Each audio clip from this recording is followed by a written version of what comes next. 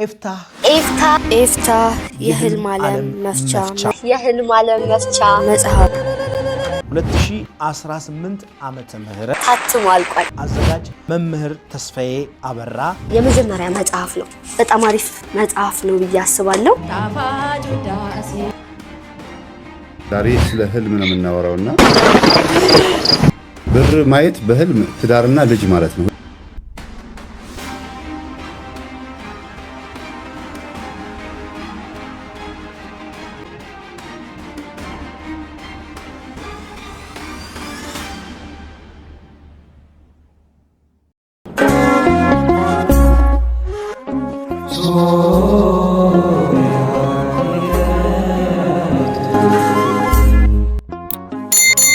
በስመ አብ ወወልድ ወመንፈስ ቅዱስ አሐዱ አምላክ አሚን ዘላለም ሥላሴ። ሰላም እግዚአብሔር ምስ ኩላትኩም ይኹን ፍትዋት ስድራ ቤት ከመይ ቀኒኩም ከመይ ጸኒሕኩም። ንሎሚ ከምቲ ኣብቲ መእተዊ ዝረኣኹሞ ኤፍታህ የህልም ዓለም መፍቻ ትብል መጽሓፍ ብሓውናን መምህርናን መምህር ተስፋዬ ኣበራ ዝተጻሕፈት መጽሓፍ ቋንቋ ትግርኛ ተርጉምና ኢና ሒዝናልኩም መጺና ዘለና ክፋል ሓደ ማለት እዩ። ንኣምሓርኛ ቋንቋ ክትሰምዑ ከተዳምፁ ወይም ከተንብቡ ንዘይትኽእሉ ሰባት ወይ ከዓ ነዛ መጽሓፍ ክትረኽብዋ ብቐሊሉ ክትረኽብዋ ንዘይትኽእሉ ሰባት ማለት እዩ። ኮይኑ ግን ኣብ ሓበሻ ዘለኩም ነዛ መጽሓፍ ክትረኽብዋ ትኽእሉ ሰባት እንተኾንኩም ናይ ኣምሓርኛ ከተንብቡ ትኽእሉ ሰባት እንድሕር ዳ ኮይንኩም ግን ነዛ መጽሓፍ እዚኣ ገዚኹም ክትጥቀሙላ ትኽእሉ ኢኹም። ኣብ ናይ መምህርና መምህር ተስፋዬ መዝሙር ቤት ኤፍታህ መዝሙር ቤት እያ ትርከብ ማለት እዩ። እዛ መጽሓፍ እዚኣ ኣዲስ ኣበባ ማለት እዩ። ስለዚ ነዛ መጽሓፍ እዚኣ ገዚኡኹም ሕልምኹም ብቐሊሉ ክትርድኡን ሕልምኹም ክትፈትሕውን ትኽእሉ ኢኹም ማለት እዩ። ኣምላኽ ንዓኹም ዝገልጸልኩም ዘሎ መልእኽቲ ክኸውን ይኽእል ወይም ናይ መጻኢ ህይወትኩም ሓበሬታ ክኸውን ይኽእል። ብቐሊሉ በዛ መጽሓፍ እዚኣ ጌርኩም ክትፈትሑን ክትርድኡን ወይም ክትረኽብዎ ትኽእሉ ኢኹም ማለት እዩ። ንሕና እውን ኩሉ ኣይኮንና ንሰዶ ዘለና እቲ ናይ ሕልሚ ፍታሕ ጥራይና ውሽጢ ግን ብዙሕ መልእኽቲ ዘለዎ ብዙሕ ሓሳባት ዘለዎ ስለ ዝኾነ ብርግጠኝነት ክትጥቀሙ ክትኸስቡ እምበር ኪሳራ የብልኩምን ማለት እዩ። እሞ ነዛ መጽሓፍ ንክትገዝእዋ ገዚኡኹም ከዓ ንክትጥቀሙ ሕልምኹም ንክትፈትሑ ንማንም ሰብ ከየፀገምኩም ንማንም ሰብ ከየዛረብኩም ናትኩምን ናይ ስድራ ቤትኩምን ሕልሚ ክትፈትሑ ትኽእሉ ኢኹም ማለት እዩ። መምህርና መምህር ተስፋዬ ከዓ ነዚ ዝመስል መጽሓፍ ጽሒፉ ስለ ዘበርከተልና እግዚአብሔር ኣምላኽ ኣብ ልዕሊ ጸጋ ይደርበሉ። ወላዲተ ኣምላክ ኣዴና ቅድስት ኪዳነ ምሕረት ድንግል ማርያም ጽላላ ተንብረሉ። በረከትን ጸጋን ረድኤትን እግዚአብሔር ኣምላኽ ይሃቦ። ቅዱስ ሩፋኤል እቲ ዝፈትዎ መልኣክ ከዓ ኣብ ጎኑ ይቁመሉ። እሞ ሕጂ ናብቶም ናይ ሕልሚ ኢና ክንሰግር ማለት እዩ። ኣብ መጀመርታ ንረክቦም ናይቶም ሕልሚ ፍትሓት ብሃ ግእዝ ፊደል ዝርከቡ ወይም ብሃ ፊደል ዝርከቡ ሕልምታት እዮም። ኣብ መጀመርታ ዝርከብ ከዓ ሓደ ካህን ወይ ከዓ ሓደ ሰባኺ ወይ ከዓ ሓደ ዲያቆን ሃሌሉያ እናበለ ክህዝም ከሎ ወይም ክትሪኦ ከለኻ ሓደ ናይ ወይም ሓደ ብስራት ኣብ ከተማ ክስማዕ እዩ ወይም ክዝረብ እዩ ክንገር እዩ ማለት እዩ። ብተወሳኺ ናይ ሃሌሉያ መዝሙር ምስማዕ ወይ ምድማፅ ምዝማር ከዓ ናይ ስድራ ቤት ናይ ቤተሰብ ደስታን ፈውሲ ዕርቂ እዩ። ሃመልማል ብሕልሚ ክትርኢ ከለኻ ማለት ዝወቁል ዘሎ ሓድሽ ዝወቁል ዘሎ ቆፅልን ደማቕ ወይም ደሚቕ ዝኾነ ቆፅለዋይ ሕርሻ ክትርኢ ከለኻ ናይ መጻኢ ተስፋን በረከትን እዩ ዘመላኽት። ሃሁ ፊደል ብሕልሚ ምርኣይ ከዓ ዓብይን ወሳንን ዝኾነ ህፁፅ ዝኾነ ዋኒን ወይ ከዓ ጉዳይ ምዃኑ ዘረዳኣና እዩ። ብተወሳኺ ሃ ፊደል ክትርኢ ከለኻ ህ ፊደል ክትርኢ ከለኻ ቅፅበት እዩ። ሕጂ ዘለኻዮ ጉዕዞን ናይ ነገራት ኩሉ ጅማሬ ማንም ዘይበልጾ ካብ ፈጣሪ ጥራይ ዝተዋሃበካ ማንም ዘየምሃረካ ብተፈጥሮ ጥራይ ዝረኸብካዮ ጸጋ ኣለካ። ተጠቐመሉ፣ ተምሃሮ፣ ሓዞ ኢኻ ትበሃል ዘለኻ ማለት እዩ። ብሕልምኻ ሓሜት ወይም ሓሜት ምርኣይ ንስኻ ወይ እውን ንስኺ ሓሜተኛ ኮንካ ንባዕልኻ ክትርኢ ከለኻ ጽባሕ ክወግሕ ከሎ ከቢድ ዝኾነ ውርደትን ከቢድ ዝኾነ ናይ ስም ምጥፋእ ጥቃዓት ክበጽሓካ እዩ ወይም ክበጽሓካ ይኽእል። ስለዚ ካብ ገዛኻ ክትወፅእ ከለኻ ጸሊኻ ውፃእ እዩ። ኮይኑ ግን ካልኦት ሰባት ንዓኻ እንዳሓሞይኻ ክትርኢ ከለኻ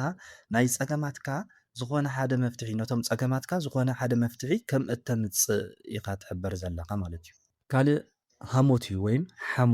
ሓሞት እንዳሰተኻ ክትርኢ ከለኻ ዝኾነ መጻወድያ እዩ። ኣብ ቅድሚኻ ዝኾነ መጻወድያ ኣሎ። ብገዛእ ርእስኻ ኣይኹን እምበር ተጋፈጦ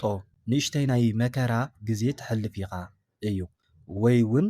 እቲ ሓሞት ከይሰተኻዮ እንድሕር ዳኣ ተደፊኡ ወይ ከዓ እንድሕር ዳኣ ገዲፍካዮ ብጣዕሚ ከቢድ ዝኾነ ሕማምን ዝኾነ ፈተናን ከም ዝመፀካ እዩ ኮይኑ ግን ብተኣምር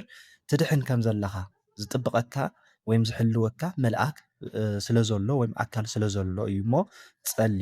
ብሕልምን ብራእይን ብብዙሕ ሓሳብ ተወጢርካ ክትርኢ ከለኻ ጽቡቕ እዩ ነዞም ኩሎም ፀገማትካስ መፍትሒ ዘለካ ሰብ ኢኻ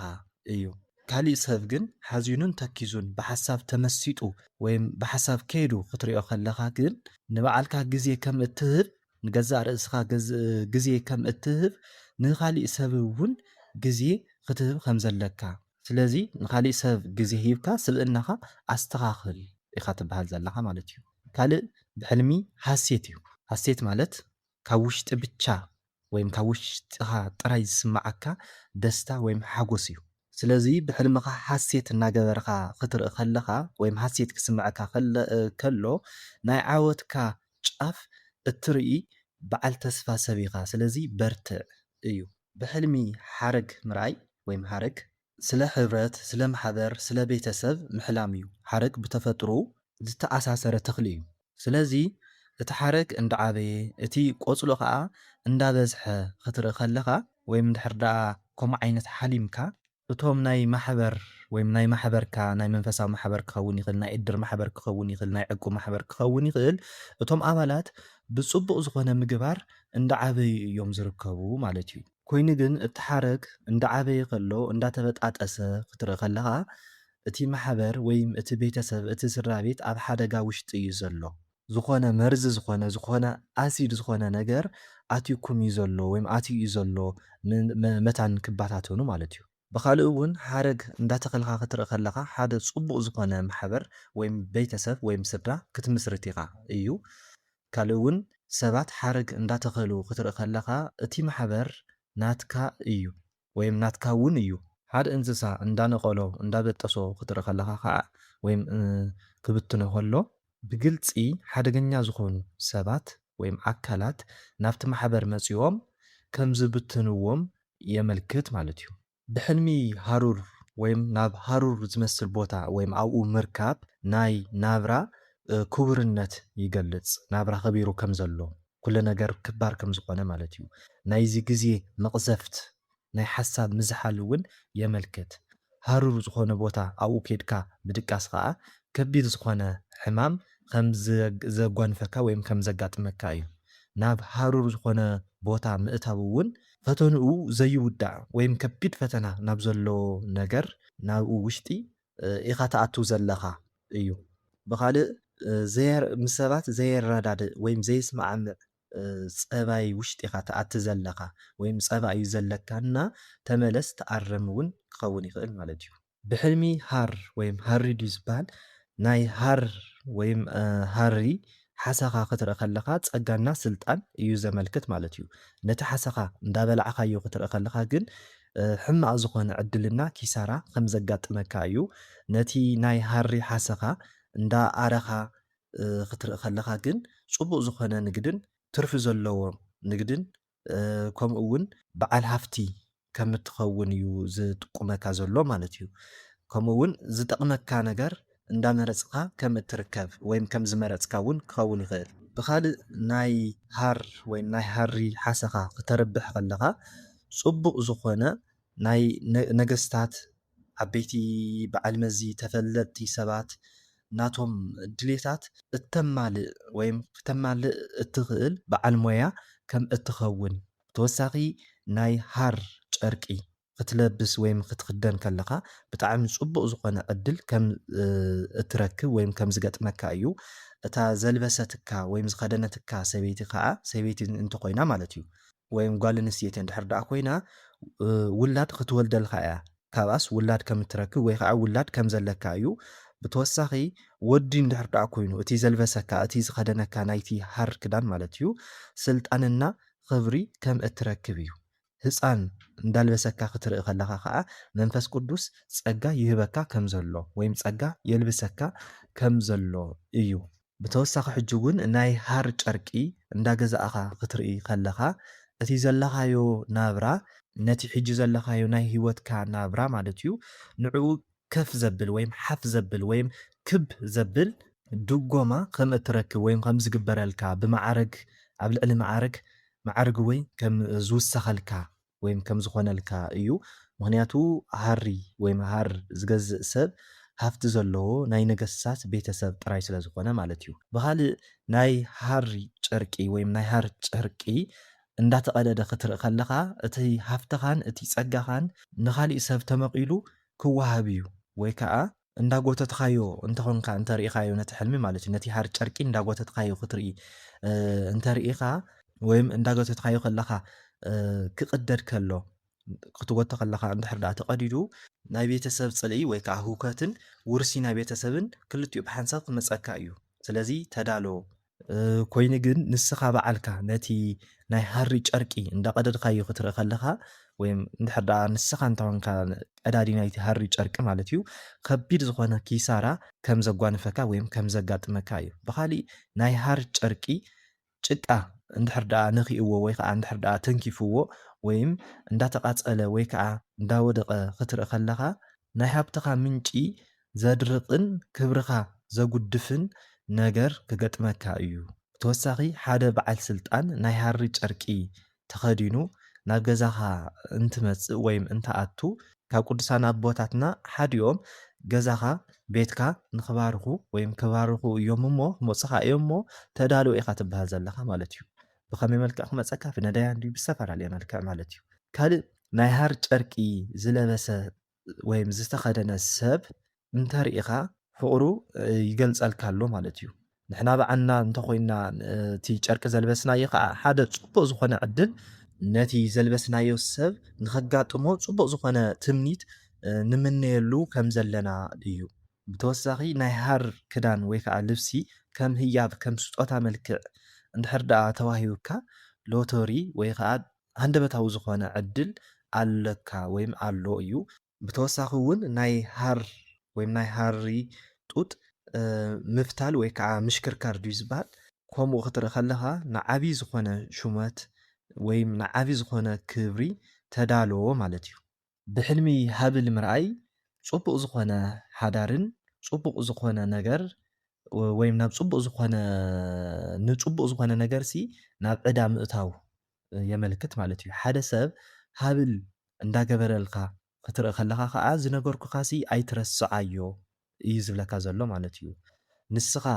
ወይም ንገዛእ ርእስኻስ ዓድሕን እውን ክኸውን ይኽእል ማለት እዩ። ንኣብነት መስቀል ዘለዎ ዝኾነ ማዕተብ ወይም ሃብል እንዳገበረልካ ክትርኢ ከለኻ እምነትካ ፍለጥ፣ ኣብ ቅድሚ ሰብ መስክር፣ ኣብ ቅድሚ ሰብ ይርአ ኢኻ ትበሃል ዘለኻ ማለት እዩ። ሃብል ገዚእኻ ናብ ክሳድኻ ክትገብሮ ከለኻ ከዓ ብፍቓድኻ ኣምላክኻስ ተምልኾ ከም ዘለኻ ኣብ ቅድሚ ሰብ ይርአ ከም ዘሎ እቲ እምነትካ እቲ ብርሃንካ ኣብ ቅድሚ ሰብ ይበርህ ከም ዘሎ ስለዚ ደስ ይበልካ ማለት እዩ። ብተወሳኺ እቲ ሃብል ናይ ሓፂን ወይ ከዓ ናይ ብረት እንድሕር ዳኣ ኮይኑ ኣብ ዝርአ ነገር ብቻ ወይም ጥራይ ኢኻ ተኣምን ዘለኻ ወይም ከምኡ ስለ ዝኮንካ ናብ ክቡር ዝኾነ ነገር ኣዕብዮ ወይም ቀይሮ ኢኻ ትበሃል ዘለኻ ማለት እዩ። ምክንያቱ ሃብል ክበሃል ከሎ ክእሰር ከሎ ወይም ናብ ክሳድካ ክትገብሮ ከለኻ ደስ ዝብል ብወርቂ ብብሪ ብዕንቂ ስለ ዝኾነ እዩ። ብሓፂንስ ደስ ኣይብልን ማለት እዩ። ስለዚ ናይ ወርቅን ናይ ዕንቁን ሃብል እንተኮይኑ ከምኡ ኮይኑ እንድሕር ዳኣ ሪኢኻዮ ንትፈትዎ ነገር ንዝኣመንካሉ ነገር ዓብ ዝኾነ ዋጋ ኣብ ቅድሚ ሰብ ከመይ ከም ዘኸበርካዮ እዩ ዘርኢ ማለት እዩ። ኣብ ውሽጢ ሂወትካ ኣቐዲምካ እትህቦ ነገር ወይም ክብሪ ኣሎ ማለት እዩ ብኻሊእ ኣዘራርባ። ስለዚ ሃብል ምርኣይ እቲ ንፈትዎ እቲ ዝተፈለየ ንብረትና ወይም ሃብትና እዩ። ግን ከዓ መብዛሕትና ንሪኦ ኣብ ክሳድናን ኣብ ደረትናን ጌርናዮ እዩ ማለት እዩ። ስለዚ ኮይኑ ግን ንሰብ እንዳሃብና ክንርኢ ከለና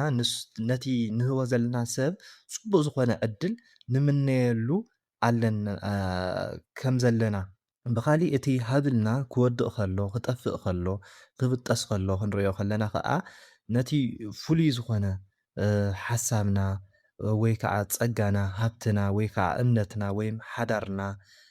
ኣብ ሓደጋ ከም ዘሎ እዩ ወይ ኣብ ሓደጋ ይወድቕ ስለ ዘሎ ሕሰበሉ ማለት እዩ ወይም ተጠንቀቕ ማለት እዩ ብተወሳኺ እውን ኣብ ሕብረተሰብ ኣብ ማሕበረሰብ ዘሎ ኣብ ልዕሌና ዘለዎም ክብሪ ኣብ ልዕሌና ዘለዎም ኣረኣእያ ንኸይጠፍእ ክብርኻ ሓሉ ሃይማኖትካ ኣኽብር ነፍስኻ መርምር ወይ ከዓ ኣመልክት ወይ ምርአ ኢኻ ትበሃል ዘለኻ ማለት እዩ ንኣብነት ምስ መፅሓፍ ቅዱስ ክነመሳኽሮ ከለና ወይም ከም ተወሳኺ ክኾነኩም ኣብ ምሳሌ ምዕራፍ 3 ፍቕዲ 3 ምሳሌ 6 ምዕራፍ 21 ከምኡ እውን ምሳሌ 20 ፍቕዲ 15 ምሳሌ 20 ፍቕዲ 29 ክትረኽብዎ ትኽእሉ ኢኹም ምስ መፅሓፍ ቅዱስ ክተመሳኽርዎ ትኽእሉ ኢኹም ስለ ሃብል ማለት እዩ ብኻልእ እቲ ሃብል ኣርቲፊሻል እንድሕር ደኣ ኮይኑ ወይ ከዓ ዝተሰሓሓተ እንድሕር ደኣ ኮይኑ ኣስመሳይነት እዩ ዝገልጽ ማለት እዩ ንኣብነት ሓደ ሰብ ናይ ኣርቲፊሻል ሃብል እናሃበካ ክትርኢ ከለኻ ኣስመሳይ እዩ ናይ ቃል ዓለም እዩ ናይ ብልቦ ኣይኮነን ናይ ውሽጡ ፍቕርን ስምዒትን ኣይኮነን ዝገልጸልካ ዘሎ ክኸውን ይኽእል ማለት እዩ ብተወሳኺ ካልኦት ሰባት ሃብል እንዳተዋሃቡ ከም ህያብ ወይም ከም ውህብቶ ነገር እንዳተዋሃቡ ክትርኢ ከለኻ እንዳተቀያየሩ ክትርኢ ከለኻ ንባዕልካ ስለ ህይወትካ ስለ ገዛእ ርእስኻ ክቡር ዝኾነ ነገር ሕሰብ ኢኻ ትበሃል ዘለኻ ማለት እዩ ደው ኢልካ ሕሰብ ዘይረኣኻዮ ዘይተመልከትካዮ ዝኾነ ዝተዋሃበካ ሓደራ ኣሎ ማለት እዩ ካልእ እቲ ሃብልካ ወይ ከዓ እቲ ሃብል ምስ ብዙሓት ወይም ምስ ናይ ካልኦት ማለት እዩ ሃብላት ተቐላቂሉ ወይም ተሓዋዊሱ ክትሪኦ ከለኻ ናትካ እምነትን ናትካ ክቡር ዝኾነ ነገር በጠቃላይ ማለት እዩ ብሓፈሻ ወይም ናትካ ሃብል ንብሕቱ ተፈልዩ ዝረኣይ እንድሕር ደኣ ኮይኑ ንሱ ሃይማኖትካ እዩ ሃይማኖትካ ካብ ካልኦቶም ንላዕሊ ይበልፅ ከም ዘሎ መንፈሳውነትካ ማለት እዩ በሪሁ ይረአ ከም ዘሎ እዩ እሞ ደስ ይበልካ እዩ ብሕልምኻ ሃይማኖተኛ ወይም ነፀላ ዝገበረ ዝለበሰ ወይ ከዓ መነኩሴ ወይ ከዓ ካህን ወይ ከዓ መንፈሳዊ ሰባት ምርኣይ ጽቡቕ እዩ ግን ስለ ገዛእ ርእስኻ ስለ ሃይማኖትካ ዝረስዓኻዮ ዝኾነ ጉዳይ ኣሎ ግዜ ሂብካ ንእሽተይ ጸሊ ውሽጥኻ መርምር ፈትሽ ኢኻ ትበሃል ዘለኻ ማለት እዩ ምናልባት ሃይማኖትካ ድኻ ክሒድካ ወይ ከዓ ንሃይማኖትካ ዝረስዓኻሉ ችላ ዝበልካሉ ዝኾነ ባእዲ ዝኾነ ነገር ስለ ዝሓወስካ ወይም ስለ ዘለካ እዩ ስለዚ ተመለስ ኢኻ ትበሃል ዘለኻ ማለት እዩ ዘፍጥረት 32 ካብ ፍቕዲ 26 ክሳብ 32 ከም መመሳኻኸሪ መምህርና ጽሒፍና ኣሎ ንሱ ከዓ ኣንብብዎ ማለት እዩ ብኻልእ ብሕልምኻ ሃብቲ እዩ ሃብት ወይም ሃፍቲ ማለት እዩ ሓደ ሰብ ነቲ ሃፍቱ ብተደጋጋሚ ክረኣዮ ከሎ ስለ ገንዘቡ ወይም ናይ ገንዘቡ ምንጪ ክሓስበሉ ከም ዝግባእ እዩ ምናልባት እውን ከም ሃፍቲ ዝቆፀርካዮ እቲ ኩሉ ንብረት ናይ ድኻ ደማ ንቢዕካ ኣልቂስካ ዝረኸብካዮ ከይኸውን ፍራሕ ንስሓ እተ ከምኡ እንተኮይኑ እውን ኢኻ ትበሃል ዘለኻ ማለት እዩ ብተወሳኺ ብሕልምኻ ሃብታም ኮንካ ክትርኢ ከለኻ ሓደ ናይቲ ብገሃድ ህይወትካ ወይም ናይቲ ትክክለኛ ናይ ሓቃዊ ህይወትካ ዘለካ ፍላጎት ወይም ዘለካ ድልየታት ወይም ትምኒት ኢኻ ንሱ እዩ ዘርኢ ወይ ንሱ ኢኻ ትሓልሞ ዘለኻ ማለት እዩ ብኻልእ ከዓ እንታይ ክኸውን ይኽእል ብኣቋራጭ መንገዲ ተጠቒምካ ናብ ሃብቲ ንምውፃእ ትገብሮ ዘለኻ ነገራት ወይም ሓሳባት እንድሕር ደኣ ሃልዩ ንሱስ ሕሰበሉ ኢኻ ትበሃል ዘለኻ ምናልባት ንሱ ንሰባት ጎዲኻ ንሰባት ኣቐይምካ ንሰባት ገፊዕኻ ትበፅሖ ዘለኻ ወይም ትኸዶ ዘለኻ ክያደ ንኸይኸውን ብኻልእ ዘይኮንካዮ ተመኒኻ ከይትኸውን ፍራሕ ክኸውን ይኽእል ብኻልእ ከዓ ብኹን ዝገብር ናይ ቡዳ መንፈስ ኣብ ዓይንኻ ክህልው ይኽእል ምክንያቱ ሃፍትኻ ናይ ገዛእ ርእስኻ ሃፍቲ ብሕልምኻ እናረኣኻዮ ተሓልም እንተኮይንካ ሓንሳብ ሓደ ግዜ ጽቡቕ ኣይኮነን ማለት እዩ ብተወሳኺ እቲ ሃፍትኻ እቲ ንብረትካ ንሰብ እንዳሸጥካ ወይ ከዓ ምሻጥ ወይም እንዳሃብካ ንሰብ ክትርኢ ከለኻ ከቢድ ዝኾነ ሕማም ከቢድ ዝኾነ ደዌ ከም ዘጓንፈካ ከም ዘጋጥመካ እዩ ስለዚ እቲ ዘለካ ንኸይትስእን ተጠንቀቕ እዚ እውን መሳኸሪ መጣቐሲ ክኾነኩም ኣብ መጽሓፍ ቅዱስ ምሳሌ 12:27 ዘፍጥረት 31 ፍቕዲ 16 ዘዳግም 6 ፍቕዲ 11 መዝሙረ ዳዊት 37 ፍቕዲ 16 ከም መጣቐሲ ተጠቐሙሉ ረኣይዎ ማለት እዩ ሰፊሑ እውን ናይ ዮሴፍ ሕልሚ ዝፈትሐሉ ኣሎ ማለት እዩ ንፈርዖን ብኻሊእ እቲ ሃፍትኻ ካህን ወይ ከዓ ቀሺ ወይም መነኩሴ እንዳረኣዮ ክትርኢ ከለኻ ኣስራት በኩራት ወይም ኣስራት ኣውፂእኻ ትበሃል ዘለኻ ማለት እዩ። ምሳሌ 3 ፍቕዲ 9 ከምኡ እውን ምሳሌ 5 ፍቕዲ 19 ብሕልሚ ሓወልቲ ምርኣይ ከዓ ወይም ሓወልቲ ምርኣይ እንታይ እዩ ነቲ ዝሰራሕካዮ ስራሕ ነቲ ዝጎያኻዮ ጉያ ነቲ ዘበርከትካዮ ነገራት ንዕኡ ሓደ መረጋገፂ ነገር ትረክብ ኢኻ ማለት እዩ። ናይ መቃብር ሓወልቲ ምርኣይ ግን ከም ዓዲ ይፈላለ እዩ ማለት እዩ። ብዝተፈላለየ ዓዲ እዩ ከምቲ ናይ ዓዲ ባህሊ ይፈላለ እዩ። ግን በቲ ናይ ሓበሻ ባህሊ ወይም በቲ ናይ ሓበሻ ዓዲ ግን ክፍታሕ ከሎ ንዝሞትናሉ ጉዳይ ወይም ንዝሞትናሉ ዋኒን ነዚ ተቃለስናሉ ነገር መስዋዕቲ ንዝገበርናሉ ነገር ክብሪ ንበሃው ከም ዘለና ወይም ከም እንበሃው ማለት እዩ። ንፀላኢና ግን ውርደት ሞት ከም ዝኾኖ ወይም ብክብሪ ከም ዝዓረፍካ ከም ዝሞትካ እውን ክኸውን ይኽእል። ብተወሳኺ ናብ መቃብር ከድና ናይ ሓደ ፍሉጥ ዝኾነ ሰብ ሓወልቲ እንዳረኣና ክንርኢ ከለና ብሕልምና ማለት እዩ ኣማማውታኻ ወይም ሞትካ ኣስተኻኽል። ሽም ካብ መቃብር ንላዕሊ እዩ። ሽምካ ስለዚ ሓሉ ናይ ክብሪ ሞት መታ ንክህልወካ ስለዚ ናይ ክብሪ ሞት ንክህልወካ እውን ተመነ ኢኻ ትበሃል ዘለኻ ማለት እዩ። ዘፍጥረት 31 45 እስካብ 52 ማለት እዩ። ብተወሳኺ ናይ በዓልካ ምስሊ ወይ ከዓ ናይ በዓልካ ሓወልቲ እንዳፈረሰ ክትርኢ ከለኻ ናይ ስምካን ናይ ኣማውታን ውርደት እዩ ወይ ሽምካ ከም ዝጠፍእ ወይ ከዓ ናይ ክብሪ ሞት ከም ዘይትመውት ክኸውን ይኽእል ማለት እዩ። ብሕልሚ ሓጢአተኛ ወይም ሓጢአት ምርኣይ ብርግጥ ኩሉ ሰብ ሓጢአተኛ ክኸውን ይኽእል እዩ።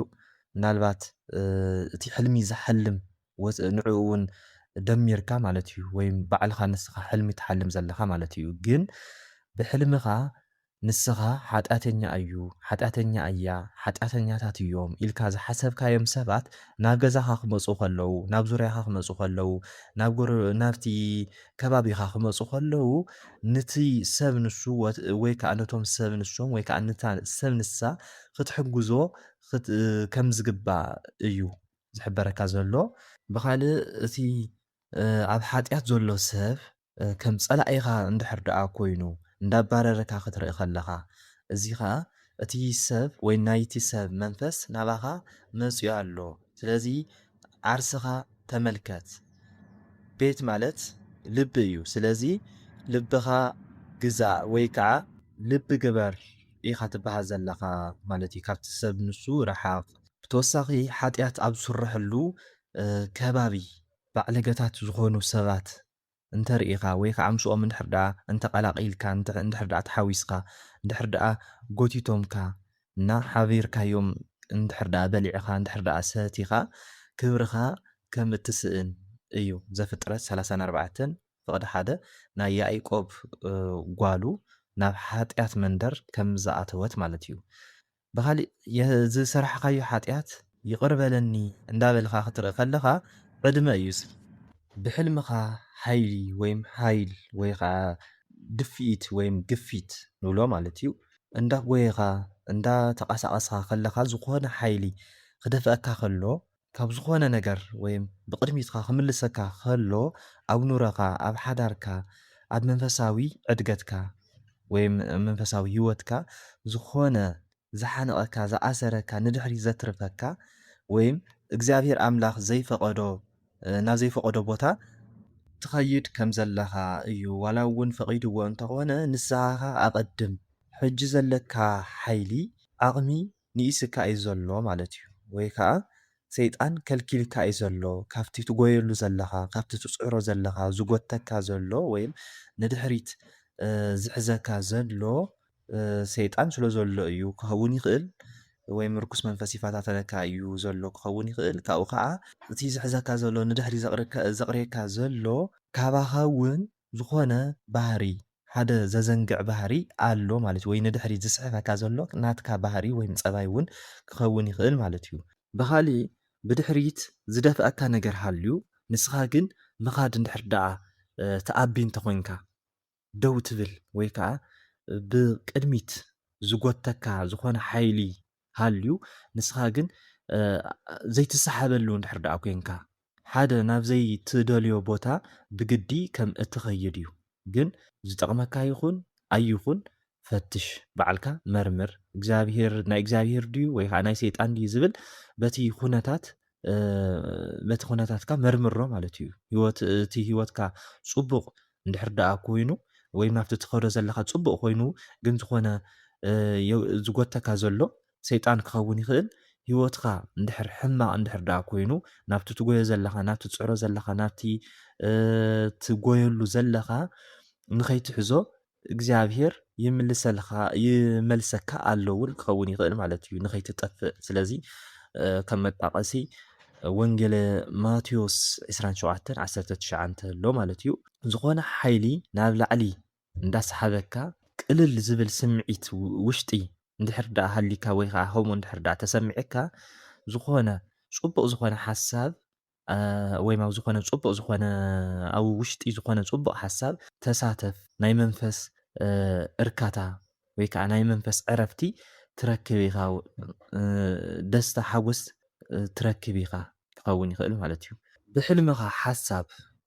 ብሓሳብ ተኪዝካ ተቐሚጥካ እንዳሓሰብካ ክትርኢ ከለካ እቲ ዘለኻዮ ኩነታት ውፅኢታዊ ክገብረካ ዝኽእል እንትኾን ሕጂ ግን ቀልጢፍካ እርምጃ ወይም ስጉምቲ ምውሳድ ከም ዘለካ እዩ ወይም ውሰድ ኢኻ ትበሃል ዘለካ ማለት እዩ ኣብ ሓሳብ ውሽጢ ኮንካ ክትሕጎስ ከለካ ጥንቃቄ ወይም ክትጥንቀቕ ከም ዘለካ ወይም ከም ዘድሊ እዩ እንዳሓዘንካ ኣብ ሓሳብ ውሽጢ ኮንካ እንዳሓዘንካ ክትርኢ ከለካ ግን ኣብ ናይ ሓቂ መንገዲ ሓቂ ኢና ዘለና ወይ ኢኻ ዘለካ ወይም ኣብኡ ስለ ዝተረኸብካ ሓደ ክትገድፎ ዘለካ ፀባይን ሕማቕ ዝኾነ ኣቋም ኣሎ ስለዚ ተዘጋጂኻ ቆሪፅካ ወስን ተወሳኺ እውን ሓሳብካ ካብ ሰብ ካብ ወረቐት ካብ ካሊእ ነገር እንድሕር ደኣ ኮይኑ ናይ ሰብ ምኽርን መፍትሕን የድልየካ ኣሎ ማለት እዩ ብሕልሚ ሓኪም ንስኻ ኣክተር ኮንካ ስንኻ እንድሕር ደኣ እንዳረኣኻ ክትርኢ ከለካ ንባዕልካን ንዝርአካን ኩሉ መፍትሒ ኮንካ ተረኸብ ወይ መፍትሒ ኮንካ ተረኺብካ ኣለኻ ስለዚ እቲ ዕድል ከየምልጠካ ኣብ ናትካ ዶክተርነት መፍትሒ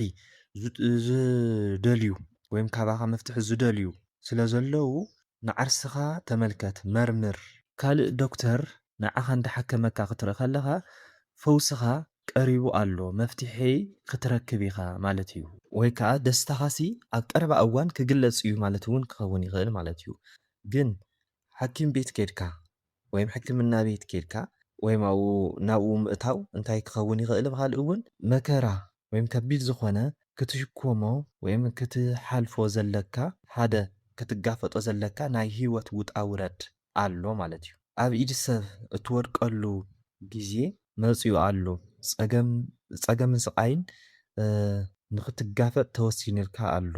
ግን እቲ ፀገም እትኽእሎን እትሓልፎን እዩ እቲ ሓኪም እንዳመርመረካ እንዳዘራረበካ ክትርኢ ከለካ ከዓ ብጣዕሚ ተስፋ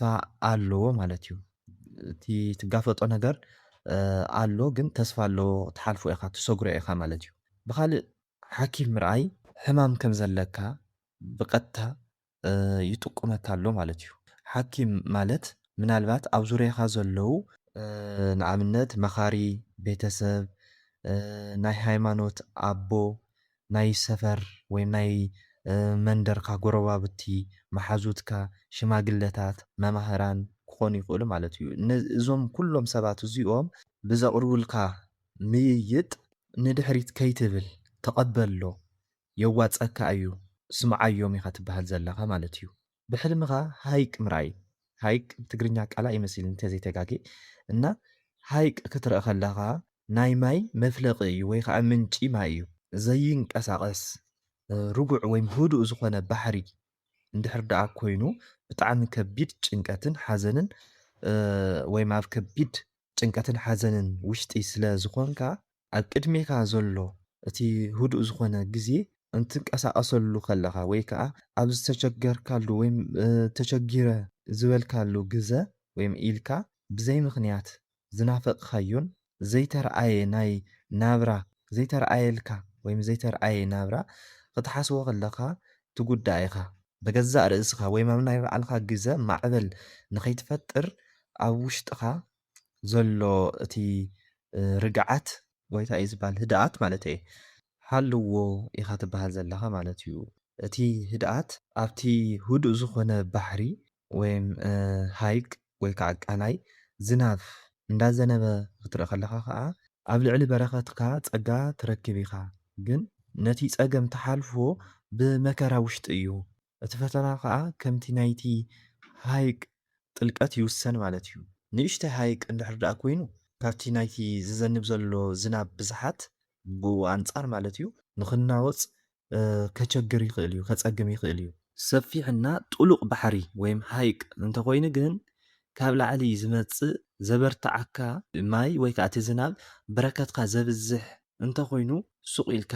ተቐበል። ካብ ሃይቅ ዓሳ እንዳውፃእኻ ወይም እንዳሓዝካ ክትርኢ ከለኻ ብጣዕሚ ዓብይ ዝኾነ ዓወት ኣሎ እዩ። ብተወሳኺ ኣብቲ ሃይቅ ወይም ልዕሊ እቲ ሃይቅ ዝኾነ ኣራዊት ወይ ባእድ ዝኾነ ነገር እንተሪኢኻ ናባኻ ዝመፀ ናይ ገዛእ ርእስኻ ሓሳብን ጭንቀትን ወይም ኣብ ገዛእ ርእስኻ ዘሎ ሓሳብን ጭንቀትን ኣብ ማእኸል ዝበኣስ ወይም ዝቃረን ካሊእ ተቃራኒ ሓይሊ ወይም ሓሳብ ኣሎ። ስለዚ ንቓሕ እቲ ኣራዊት ካብ ላዕሊ ወይም ካብ ላዕሊ እንድሕር ደኣ ኮይኑ ገዚእካ ኣሎ ሰልጢንልካ ኣሎ ኣብ ልዕለኻ ማለት እዩ።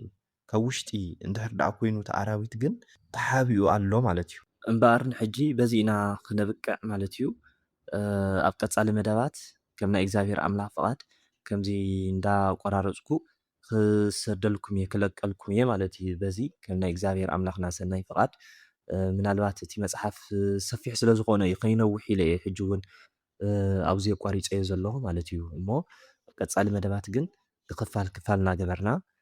ከም ናይ ኣምላኽ ፍቓድ ክንሰዶ ወይም ክንለቅቕ ክንፍትን ኢና ማለት እዩ። እሞ ናይ ሽዑ ሰባት ይበለና ስለ ዝነበረና ሰዓት ናይ እግዚኣብሔር ኣምላኽና ሽሙ ይኽበር ይመስገን። ወስብሃት ለእግዚኣብሔር ወለወላዲቱ ድንግል ወለመስቀሉ ክቡር ኣሜን።